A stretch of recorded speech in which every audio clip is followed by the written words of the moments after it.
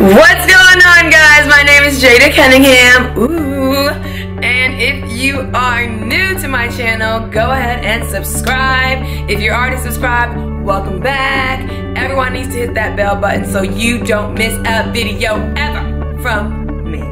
You don't want to miss them because they're about to be good. We are recording videos every day this week. That is right, we're going on a video spree. I got a little chick bug into me and I have so many videos planned, and we're starting off with this video specifically because I think it is such an important topic. I think mothers all around the world surpass the fact, and they don't think about the fact that they do have postpartum depression. So that is what this video is about.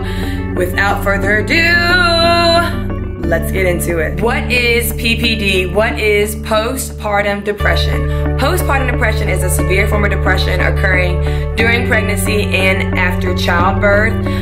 About 1 in 7 women could experience postpartum depression. Some of these signs could include lack of interest, so not wanting to get out of bed and, you know, make yourself a human again, separating yourself from your friends, feeling anxious and worried all the time, really getting down on yourself and feeling like you are not, you know, important in the world, not loved in the world. Those are some of the more important ones to me, and the ones that I think are the biggest indicators that you have postpartum depression. There are lots of causes to PPD.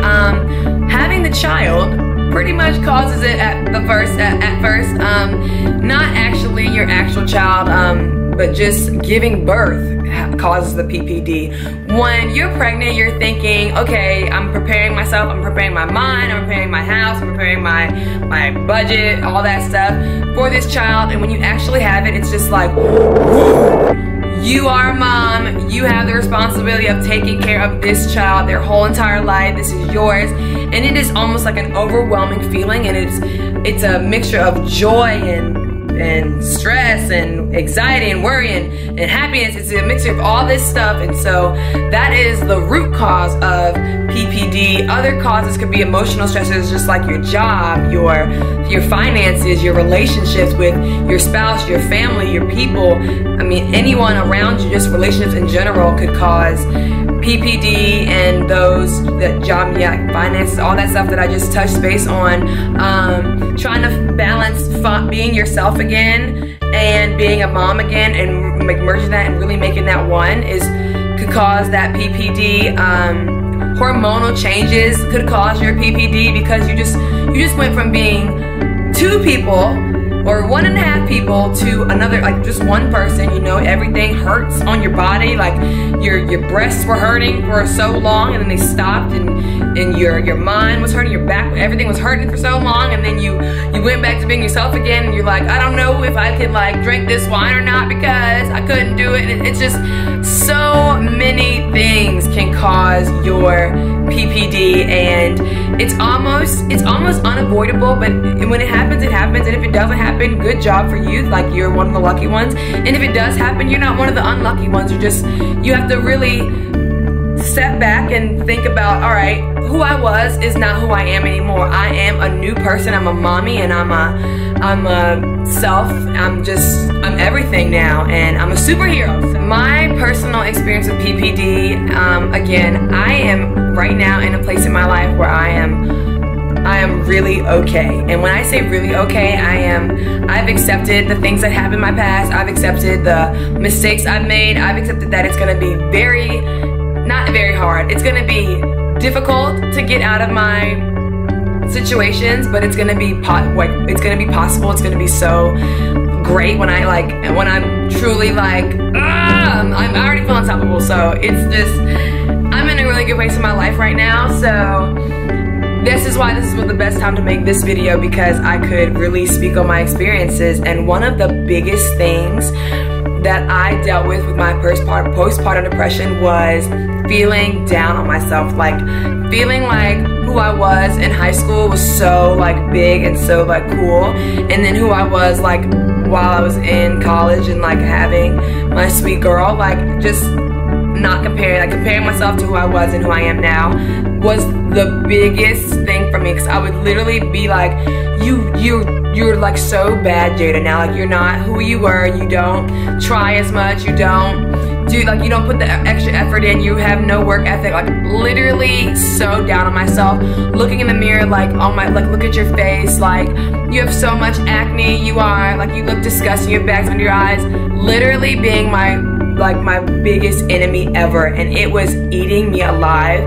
I lost so much weight. I couldn't eat. I couldn't work out. I was just like, I felt like I just wasn't myself, and I was just really like, oh, I need to like get out of this. And I was literally like two sides of myself. I was one like, oh, you're so bad. Like, I was the devil and the angel on the shoulders.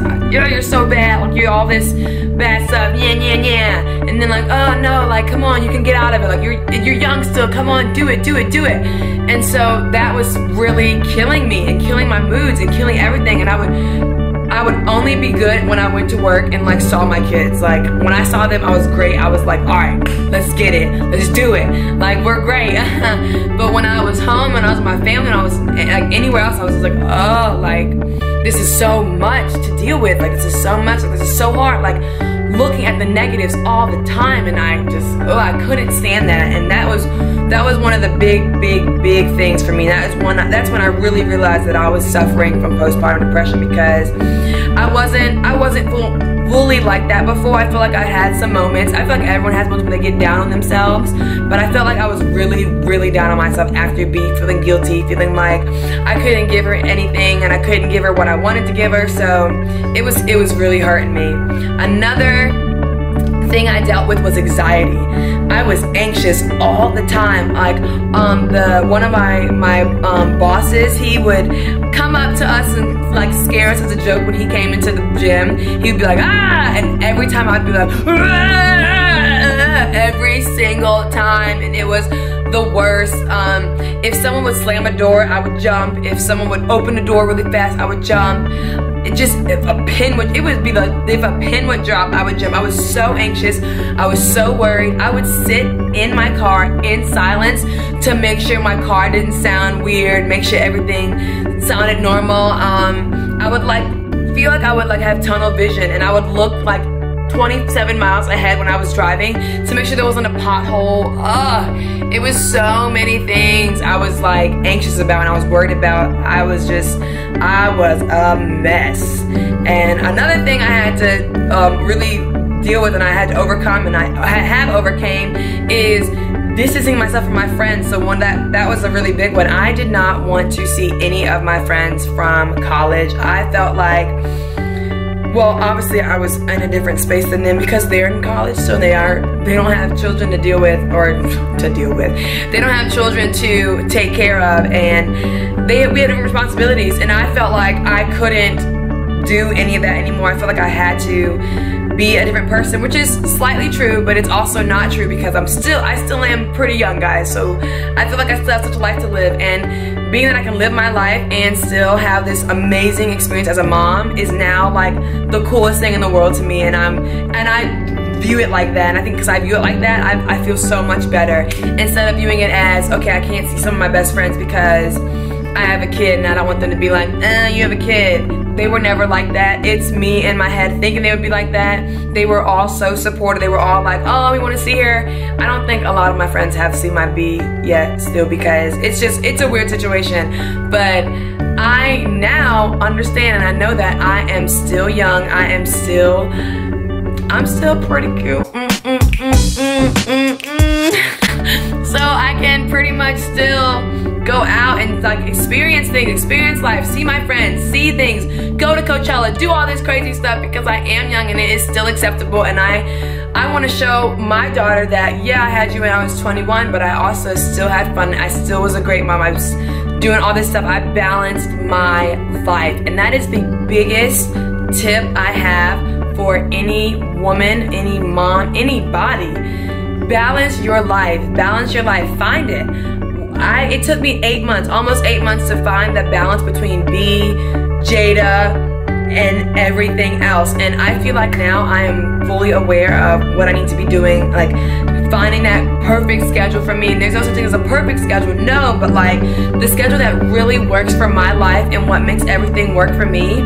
And just I feel so great now that I'm able to share this. I feel great being able to share it and being able to hopefully help somebody else with PPD, because it's not a joke. And if you view it as a negative thing, it's gonna be worse. But if you view it as, yeah, I got it, but how am I gonna get out of it? It's gonna be one of the like greatest things. You're gonna feel so great, and you're gonna feel so empowered. And that's truly how I feel right now. So how did I overcome PPD? So with my outlook, I also just started doing a lot of busy work. So when I say busy work, I was just busy all the time. I literally every day I had to get up at boohoo early. I started waking up naturally at like 6:30 in the morning, and thinking like, I'm like, whoa, that's really early. But now it's just like, that's great. I can do so much, and I have so much time to do all this stuff. I started waking up really early. I started eating again, obviously made me start feeling really good.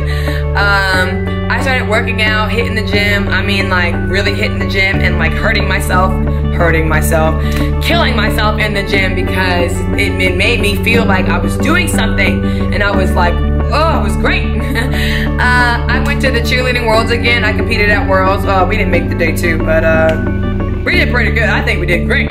We went first, so it's just a lot of factors with that. Cheering's politics, but I went to worlds. I started tumbling again. I met so many new friends, and I just put myself out there again. I said, I stopped making an excuse about what was wrong with me and why I wasn't this and yada yada. I just stopped it, and I said, look, Jada, get up, get out, do it. Like, go do it. Literally, go be that BA mom that you always wanted to be. I got a friend named Tiana. We go bad, not like a sheep, but because we some baddies.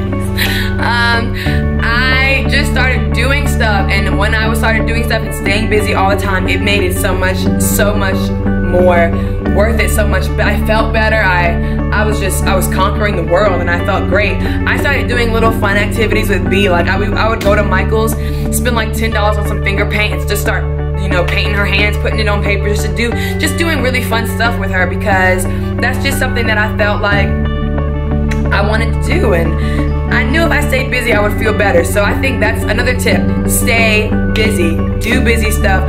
Do things you want to do. Do things that you think of something crazy and then go out and do it. Like I used to love skateboarding. So like one day I just got a penny board and I went skateboarding around the block. Felt so good. Like, oh, the wind felt good. Everything felt good. So stay busy. That's another one of my tips. I think that really helped me with my PPD. So that is all I have for you guys today. I hope you loved this video. If you did, make sure you give it a thumbs up, and give it a thumbs up, and make sure you subscribe, and make sure you subscribe. And what the heck? Thank you guys for 1,000 subscribers. That makes my heart just so happy. I love you so much. I love you so much. Thank you so much for 1,000 subbies. I'm gonna make more content for you so you can keep watching and you can keep subscribing. I love that so much. Let's try to get to like 5,000. 5,000? Well, that's 10,000. Let's try to get to 5,000 before the end of summer. Hey, we get to 10,000. I might do another giveaway. Remember our first giveaway?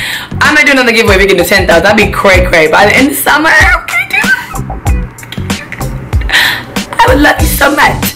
But yeah, thumbs up, subscribe, like, comment any videos that you want me to do, and I will do them because I do it for you. I love these videos, so I'ma do it for you. And I hope this video helps some of you out there, because it ain't no joke. PPD is a MF, but we are gonna get this together, so let's get it. Let's get it. Make sure you follow me on Insta and Snap and Twitter, but I don't really tweet. No, I don't. But it's okay. Alright. Bye.